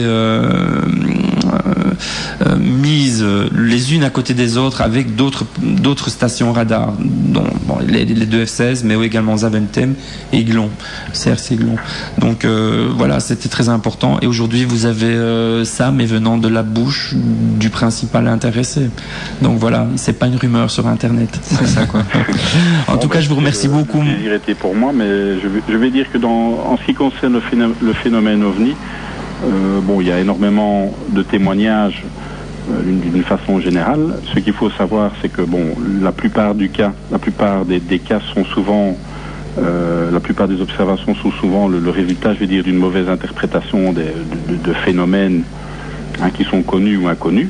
Dans certains cas, il s'agit de phénomènes naturels, mais que les gens ont rarement vus. Et alors, le petit pourcentage ou l'infime pourcentage qui reste de phénomènes non identifiés, ceux-là, il faut essayer de les traiter d'une façon la plus rationnelle et la plus scientifique possible. Absolument. Un objet qui tourne à angle droit à une vitesse de 1700 km/h, ça ne peut pas être un plasmoïde météo, on est bien d'accord. Merci beaucoup, mon commandant, pour toutes ces informations sur antenne. Merci et bonne soirée. Bonne soirée à vous, mon commandant. Au revoir. Qui veut savoir? Vous pouvez réagir par rapport à tout ce qu'il s'est dit sur antenne en nous envoyant un email toutsavoir@radioquartz.be ou même en nous téléphonant au 071 88 88 18. Qui veut savoir? Ce sont des ovnis que nous parlons dans cette émission de Qui veut savoir. Durant 2 heures, nous parlons plus particulièrement de la vague belge, des ovnis avec ces drôles d'objets triangulaires en 89 et 90. Et notre second invité, Claudio, que nous allons accueillir sur antenne. Oui, donc nous avons le général Mandel au bout du fil. Bonsoir. Bonsoir. Bonsoir, mon général. Qui était plutôt l'aide de camp, conseiller militaire de Guillaume à l'époque où ça s'est passé. C'est bien ça? Oui, l'aide de camp, ce n'est pas tout à fait la formation correcte. Disons que j'étais conseiller, plus spécialement en charge des affaires militaires et entre autres donc des problèmes concernant la force aérienne, si vous voulez. D'accord, bonjour, tout d'abord bonsoir mon général, Thierry Watley ici. Voilà, donc il y a quelque temps donc au sujet de cette vague belge, j'ai écrit il y a 2 ou 3 ans à monsieur Guillaume et lui m'avait donné à l'époque, m'avait conseillé vivement de vous contacter pour avoir, disons, la vue du dessus, si je puis me permettre, qu'est-ce qui s'est passé au niveau des décideurs, à votre niveau, et quelles informations avez-vous donné à notre ministre afin que lui donne quelques directives dans le sens d'une collaboration avec des structures civiles? Évidemment, là vous faites appel à mémoire, et comme ça date déjà d'il y a quelques années, je ne suis plus tout à fait dans la mesure de vous dire exactement comment ça a pu se passer, mais en fait disons que dans les grandes lignes, je crois que nous avions une attitude au niveau du cabinet, et entre autres ce qui permettait au ministre d'être un peu protégé par rapport aux événements, c'était d'avoir une attitude très prudente par rapport aux événements. Cela lui permettait lui d'être toujours dans une position d'attente et éventuellement d'infirmer ou de confirmer certaines informations. Il faut quand même se dire que ce phénomène est un phénomène qui n'est pas lié uniquement à la Belgique, et qu'en tant que Belges, nous n'étions pas vraiment équipés, nous ne disposions pas d'une organisation vraiment adéquate pour disons, examiner les phénomènes auxquels nous étions confrontés. En fait, l'attitude que nous avions, c'était de prendre note et d'avoir l'esprit le plus ouvert possible vis-à-vis de ce qui se passait. Tout à fait. Oui, et donc le cabinet du ministre Côme a donc invité l'armée à collaborer de manière ponctuelle avec la SOBEPS. Je pense à la mise à disposition, par exemple, pour un vol de quelques heures d'un C-130. C'est quand même... Je crois que toutes les initiatives qui étaient prises au niveau civil étaient disons examinées de façon positive, et lorsque on a jugé que c'était faisable et que nous ne mettions pas nécessairement notre crédibilité en péril, eh bien nous avons donné au ministre un conseil ou un avis favorable, et alors le ministre suivait cet avis. De la même façon, lorsqu'il s'agit de faire en sorte que les avions de chasse puissent être mis en œuvre, la structure de la force aérienne dans le contexte international permettait effectivement de scrambler, comme on peut le dire en jargon aéronautique, les avions, et de faire en sorte que si on découvrait quelque chose d'inhabituel dans le ciel, on puisse laisser partir les avions. C'est ce qui s'est passé un soir, à notre grande surprise, je dois bien l'avouer, lorsque des gens seuls ont découvert quelque chose d'inhabituel au sol, et que ça a été corroboré par l'observation de différents radars statiques, et ce qui a permis de permettre le décollage des deux avions F-16 qui sont en fait là pour d'autres missions, mais qui dans ce contexte-là ont été autorisés à décoller. D'accord. Pour vous, mon général, il était donc tout à fait possible qu'il s'agisse là d'un prototype étranger, sans citer aucune nation, vu le contexte international un peu spécial de l'époque. Est-ce que à un certain moment, la possibilité d'un survol d'un avion d'un type particulier, mais peut-être pas allié, vous est passé par la tête? Non, je ne crois pas que nous en étions à ce stade-là. Mais comme je vous l'ai dit, on ne pouvait exclure aucune hypothèse. Et la façon d'en avoir le cœur net, c'est tout simplement d'aller voir ce que certains observent. Absolument. Et à ce stade-ci, 15 ans après, je ne sais toujours pas ce que les gens ont pu voir. Mais je crois qu'à l'époque, tout comme maintenant, je crois qu'on peut exclure que c'était tout simplement la présence d'objets identifiés ou, comme vous venez de le décrire, appartenant à d'autres nations. Absolument. Donc il ne s'agit pas, parce que nos voisins français et quelques officiers de haut rang de l'armée française ont suspecté à un certain moment la Belgique d'accueillir des vols d'essai américains, mais de manière officieuse plutôt qu'officielle. Alors là, je pense que... dire de façon formelle que d'abord, moi je n'ai jamais été au courant de ce genre de survol, et si certains pensent que c'est le cas, bon, bah, c'est leur droit, mais moi je peux vous confirmer que jamais nous n'avons eu des contacts de ce genre pour autoriser ce type de survol. Absolument. Donc aucune demande n'avait été introduite par exemple par les États-Unis, pour ne pas les citer, ou par une quelconque autre nation. On pense aux Anglais également. Donc on peut vraiment aujourd'hui dire aux gens non, il ne s'agissait pas d'un avion américain que la Belgique accueillait dans son espace aérien, bon gré mal gré. Absolument. Donc c'est une donnée importante. Est-ce que aujourd'hui, donc, quelques années après la vague, on a des physiciens de renom chez nous et ailleurs d'ailleurs, qui ont travaillé sur le sujet, qui ont notamment, je pense au professeur Messen de la SOBEPS, qui lui a analysé les pistes radar, etc. Et je tiens à préciser que c'est un civil, et donc que l'armée, et c'est assez rare que pour le souligner, a fait preuve de beaucoup de transparence et a fourni toutes ces données au professeur Messen afin qu'il les examine et afin qu'on ne puisse pas justement suspecter les autorités de cacher quoi que ce soit. C'était vraiment, on invitait les étrangers même à venir à cette fameuse conférence de presse, si mes souvenirs sont bons.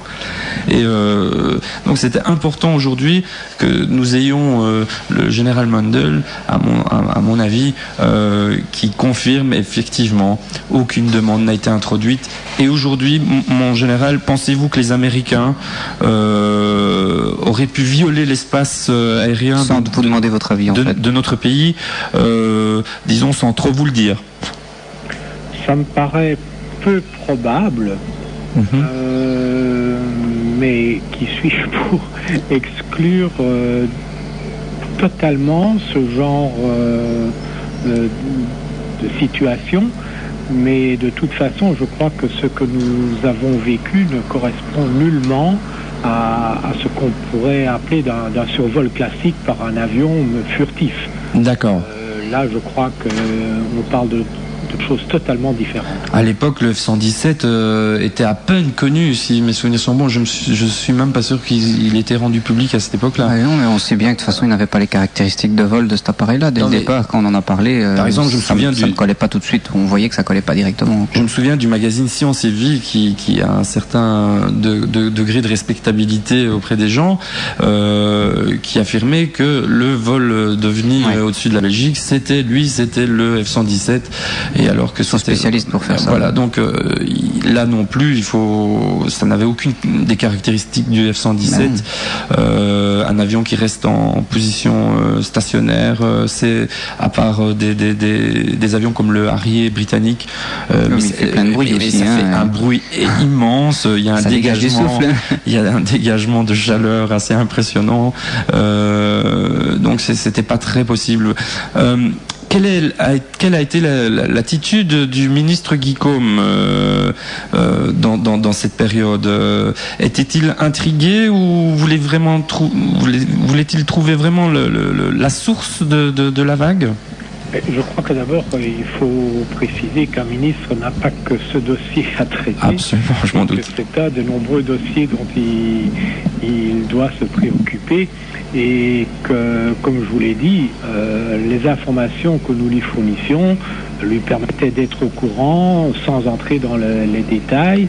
Et tout simplement, nous lui recommandions d'avoir une attitude excessivement prudente, ouverte, mais sans plus devoir se prononcer sur différentes hypothèses. D'accord. Donc le tout était, comme le commandant Melberg nous l'a dit tout à l'heure, c'était observer et recueillir le plus de données possible concernant ce phénomène.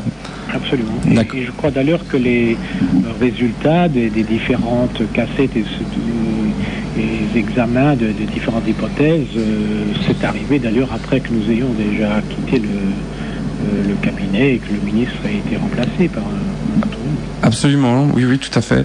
Et puis on peut s'étonner aussi d'un des successeurs de Monsieur Côme, Monsieur Poncelet, qui était ministre également de la Défense et qui a classé le dossier vague belge sans suite en disant que c'était un avion américain. Alors je voudrais vous dire aussi que quelque temps après avoir classé ce dossier, Monsieur Jean-Paul Poncelet s'est retrouvé directeur de la communication à l'Agence européenne spatiale. Comme c'est bizarre. Voilà, donc ça c'était pour la petite anecdote, n'est-ce pas, en général. Oui, qu'est-ce que vous pensez en fait du classement de l'affaire par Monsieur Poncelet ? Ah non, je n'ai pas à me prononcer. Il avait d'autres conseillers à l'époque, des gens que je connais très bien et qui lui ont sans doute recommandé d'avoir une attitude plutôt ferme vis-à-vis de ce genre de phénomène. Et voilà, je crois qu'on doit respecter notre attitude. D'accord. En 95, dans le 95, nous avons eu quand même la visite de personnalités d'outre-Atlantique, de conseillers prestigieux, disons, de certains sénateurs. Je pense au sénateur Byrd aux États-Unis, qui est le chef de file des démocrates et qui a fait le déplacement pour venir demander au général de Brouwer s'il pouvait avoir copie ou voir l'original de ces enregistrements radar. Alors, étiez-vous au courant, mon général, de ce voyage de Monsieur D'Amato? Non, vous me l'apprenez, je n'étais pas au courant. Eh bien voilà, donc Monsieur D'Amato, qui est une personne qui a travaillé pour la NSA, s'est reconverti après comme conseiller en sécurité intérieure et extérieure auprès du sénateur Byrd, qui est l'un des plus prestigieux sénateurs du Sénat américain, très ouvert sur la question. Il a convoqué, notamment depuis l'affaire Roswell, même des gens, des témoins de cette affaire, et bien sûr, ça a été confirmé par les personnes de la SOBEPS qui l'ont également rencontré, et c'est quelque chose qui l'a beaucoup intéressé. Et pour lui, en ce qui concerne, lui, il reste aussi très très ouvert et il pense que la vague belge était quelque chose de tout à fait intéressant. Et donc, on ne voit pas aujourd'hui pourquoi le ministre Poncelet a clôturé ce dossier qui est des plus intéressants, et au niveau intellectuel simplement, et au niveau intérêt, notre curiosité à chacun est piquée, mais non seulement au niveau de la défense nationale, parce que tant qu'un phénomène n'est pas identifié, et je pense que le général Mandel ne me contredira pas, il peut s'agir effectivement d'une menace potentielle tant qu'elle n'a pas été avérée inverse. Mon général, je me trompe ? Je ne dirais pas jusqu'à la menace, mais quand même, comme vous dites, ça nous interpelle, et je crois que tout être humain, lorsqu'il est confronté à des points d'interrogation, se pose certaines questions, et je crois que c'est l'attitude que nous avons eue à l'époque. Tout à fait, mais elle est louable parce qu'elle a fait la une des journaux du monde entier, parce que c'était la première fois qu'une armée, qu'un ministre, qu'un gouvernement, qu'un pays s'impliquait dans ce genre de phénomène, parce que nous avons eu des contacts directs, des pilotes sont partis, etc. Par la suite, on a eu d'autres pays qui ont essayé d'imiter la Belgique. On pense au Mexique, on pense au Chili aujourd'hui, qui, au sein de la force aérienne chilienne, il y a des collaborateurs civils qui travaillent dans une section spéciale et qui, pour ce genre de phénomène, ils sont pas très nombreux, mais ça existe.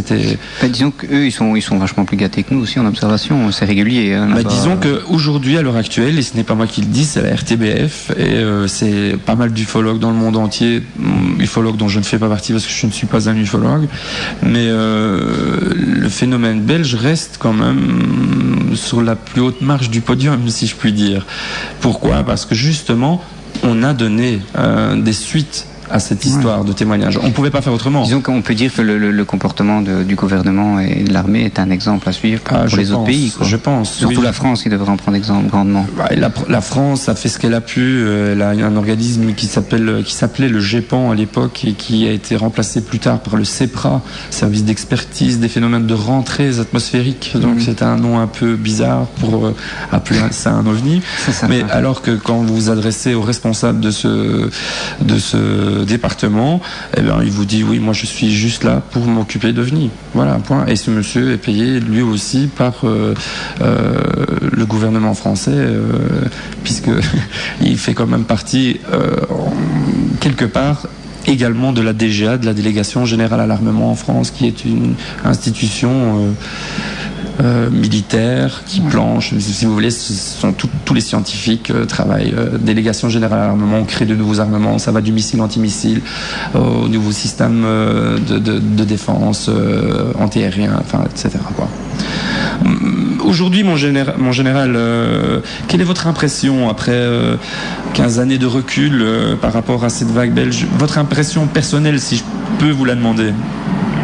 Mais je crois que on peut conclure en ce qui nous concerne de la façon suivante. 15 ans après, on n'en sait pas plus par rapport aux événements, et donc l'attitude que nous avions à l'époque d'extrême prudence se confirme tout à fait adéquate. Ce qui m'interpelle, c'est que depuis lors, on n'a plus jamais eu l'occasion de répéter ce genre de situation, et on peut se demander, bon, c'était un cas isolé, et tant que ce n'est pas confirmé par d'autres expériences de ce genre, le problème, le mystère reste entier. Ok. Toutefois, il faut bien préciser aussi qu'après la Belgique, le Mexique a suivi très très très rapidement, avec des témoignages semblables d'objets triangulaires, avec des vidéos, avec des choses comme ça. Donc la Belgique n'a pas été le seul pays impliqué dans cette vague qui dure quelques années en fait, qui dure deux. Ce qui était tout à fait caractéristique de l'observation dont vous faites état, c'est qu'il y a eu observation au sol, observation radar au sol et observation d'un radar en portée. Donc là, vraiment, c'était quand même tout à fait exceptionnel. Oui, il y a recoupement entre les différents radars. Et donc les pistes étaient d'excellente qualité à chaque fois, elles ont pu être mises en rapport les unes avec les autres. Donc le commandant Melberg nous l'a expliqué très très bien là tout à l'heure, et donc il n'y a plus de doute. C'était aussi pour ça que je voulais avoir le commandant Melberg ce soir, et ainsi que le général Mandel. C'est pour dire aux gens qui nous écoutent, la vague belge, c'est quelque chose encore de non identifié. Il n'y a pas de fermeture de ce dossier. Mon général, si vous étiez aujourd'hui le conseiller du ministre Flao, et lui conseilleriez, est-ce que vous lui conseilleriez de réouvrir ce dossier? Non, je crois que à chaque période suffit sa peine. J'ai fait ce que je croyais devoir faire. Maintenant, c'est à d'autres de s'en charger. Et à votre opinion personnelle sur le sujet, est-ce que vous pensez que c'est un sujet qui doit être vraiment traité avec le plus grand sérieux? Je crois, parce que vraiment, nous nous trouvons quand même devant des événements qui sont tout à fait inhabituels. Même si nous sommes un petit pays, nous avons été confrontés à cet événement, et je crois que nous avons fait le nécessaire pour essayer de comprendre ce qui a pu se passer. Nous n'avons pas la réponse, mais je crois que si jamais d'autres pouvaient nous aider à comprendre ce qui a pu se passer, je crois que ce serait bénéfique pour tout le monde. Vous faites allusion aux Américains, là, plus particulièrement, ou bien quand vous parlez des autres, nous ne sommes peut-être pas suffisamment armés que pour examiner toutes les pistes possibles. D'accord. Est-ce que c'est un mot qui n'a pas encore été prononcé une fois jusqu'ici, parce que c'est quelque chose que l'on prend avec des pincettes, comme on dit chez nous. Est-ce que l'hypothèse d'un engin exotique, et vous voyez là où je veux venir, est-elle ouverte? Elle reste-t-elle ouverte? Est-ce que c'est possible? Non, mais moi je préfère ne pas me prononcer à ce sujet comme nous l'avons fait à l'époque. Nous n'excluons qu'une piste, mais nous ne pensons pas nécessairement à quelque chose d'exotique, de spécifique. Ça peut être un phénomène dont on ignore encore l'existence pour l'instant. Je pourrais me limiter à ça. Ok, d'accord. Mais quand le commandant Melberg dit que pour lui, il n'y a aucun doute, c'était bien un objet, donc avec toutes les caractéristiques physiques que peut comporter un objet, là il ne reste plus évidemment beaucoup de solutions. Là c'est son appréciation, et bien sûr il est était bien placé pour avoir un tel avis. Oui, en plus, ces assertions ont l'air d'être confirmées par les données radars fournies par les différentes stations, dont Glon, Zaventem, etc. Donc c'est vraiment aujourd'hui, on peut considérer que la vague belge, il y a vraiment eu quelque chose. Mais en général, je pense qu'on peut terminer à peu près comme ça en disant que... Oui, est-ce que pour vous, en fait, on a au moins eu affaire à quelque chose de concret ? Ou alors est-ce que vous pensez que ça peut encore rester une sorte d'hallucination collective ou quelque chose comme ça ? Non, absolument pas. Mais je ne dirais pas qu'au départ de l'événement pour lequel vous me téléphonez, moi je ne considère pas nécessairement qu'il y ait eu une vague. Il y a eu, en prenant ce cas précis comme vraiment le point tout à fait culminant des phénomènes, il y a eu ce cas-là, et pour le reste, je crois que c'est assez semblable à ce qui a pu se passer dans d'autres pays.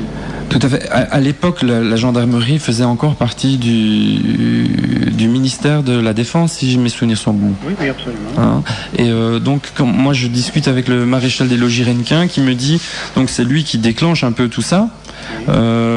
Et puis j'ai eu l'occasion de le rencontrer personnellement à plusieurs reprises, et nous avons échangé quelques points de vue là-dessus, et lui me disait qu'il avait fait d'autres observations dont il n'osait même pas parler en public, quoi, à une certaine époque. Donc lui, il a fait des observations encore après celle qui a déclenché l'envol des F-16 en scramble.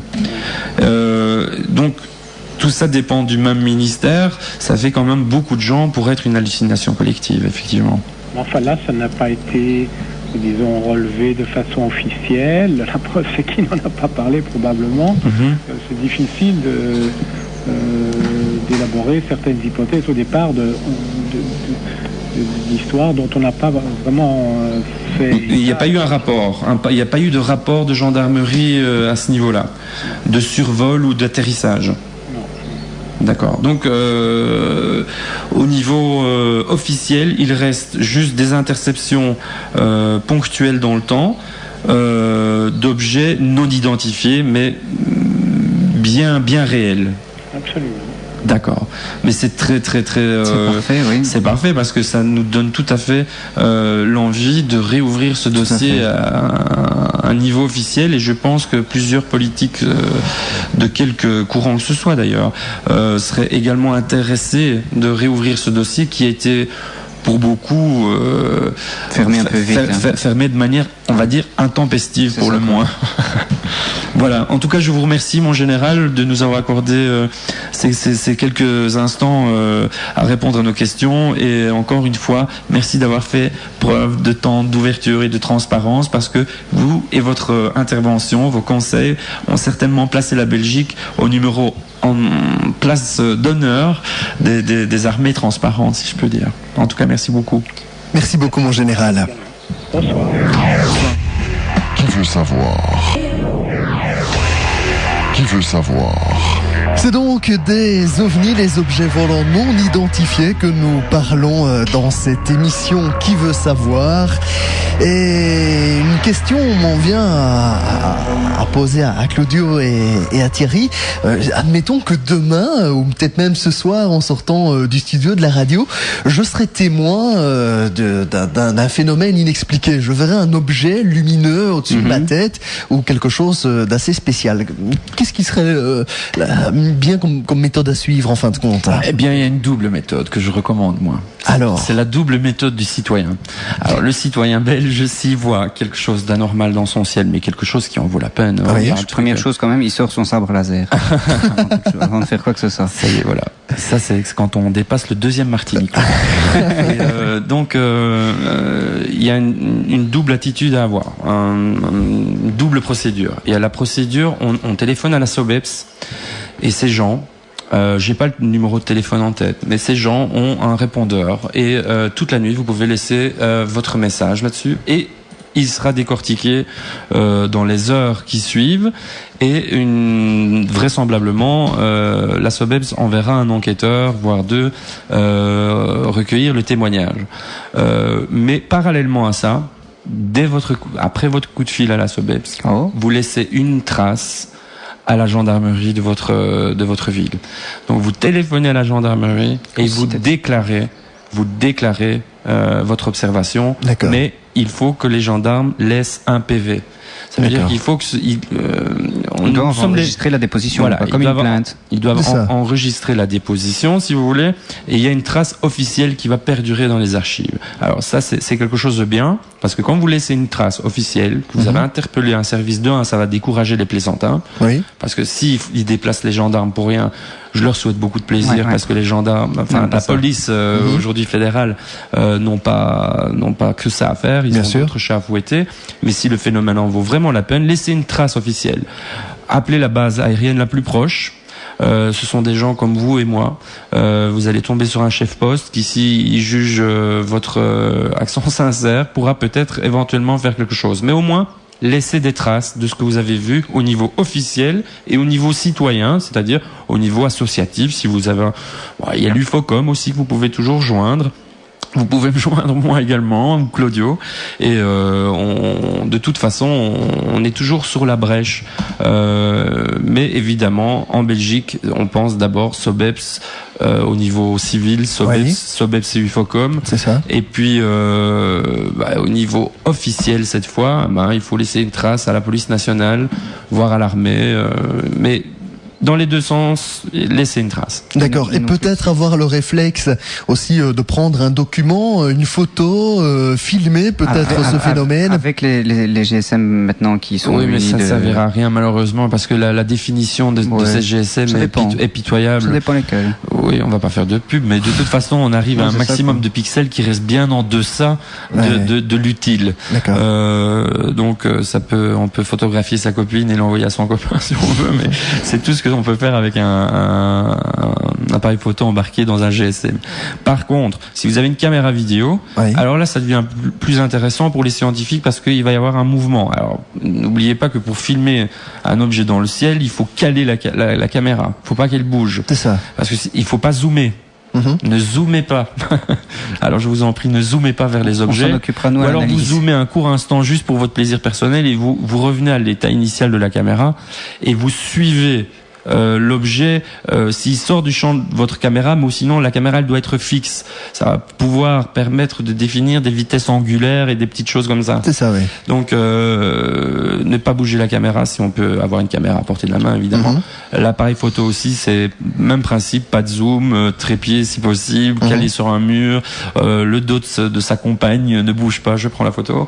Mais le tout, c'est de laisser une trace. C'est ça, oui. Parce que vous n'êtes peut-être pas le seul à avoir observé ce phénomène. Alors, si vous observez un phénomène, le phénomène ici, puis que 2 minutes plus tard, on l'observe à 100 km à l'est, eh bien, on a déjà une esquisse de trajectoire aussi. Donc, on peut déjà éliminer un avion, on peut avoir les couloirs aériens, les heures auxquelles il passe. Si c'est un avion militaire, on va vous dire, non, il y avait un QRA, donc c'est un exercice, si vous voulez, dans cette zone-là. Il n'y a pas de problème. Parfois, on vous dit, non, on ne sait pas ce que c'est.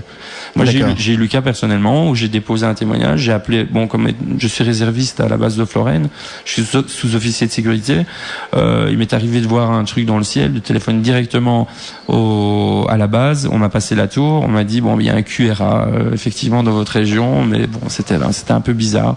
Et puis pour finir, je suis remonté jusqu'au colonel Janssen à l'époque, qui était le remplaçant du colonel de Brouwer, du général de Brouwer, et qui m'avait dit mais actuellement je peux pas ni confirmer ni infirmer. Donc les Belges se montrent toujours vraiment très franc et très à l'écoute, très transparent. Je crois qu'on peut être fier d'avoir une armée comme ça.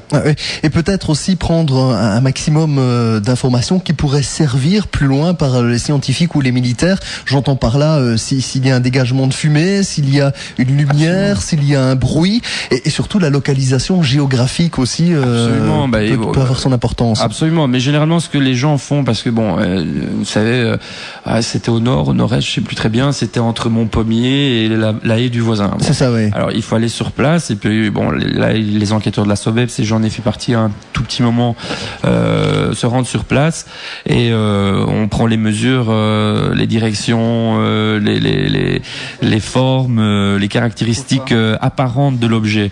Si on peut donner une vitesse angulaire, tiens voilà, il s'est déplacé de tel point à tel point sur l'horizon en 5 secondes.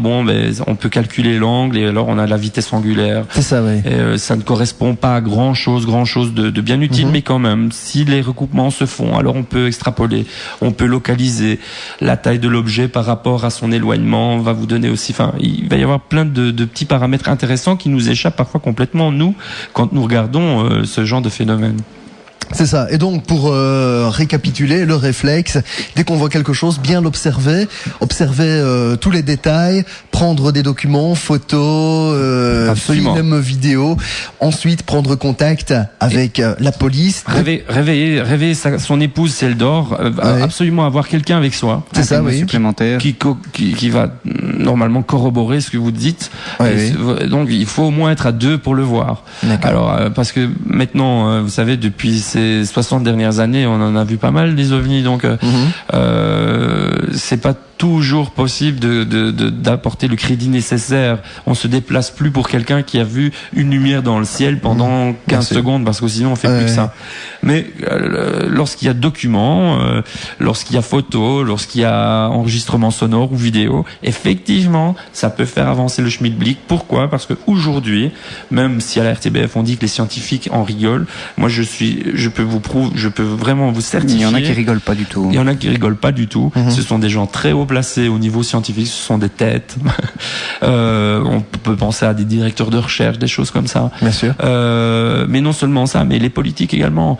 En France, il y a une véritable volonté politique de traiter le sujet OVNI, mais d'une manière un peu peut-être qui nous dépasse, nous Belges, puisque nous on a été si transparents sur cette histoire, et qui peut peut-être même les gêner eux quelque part.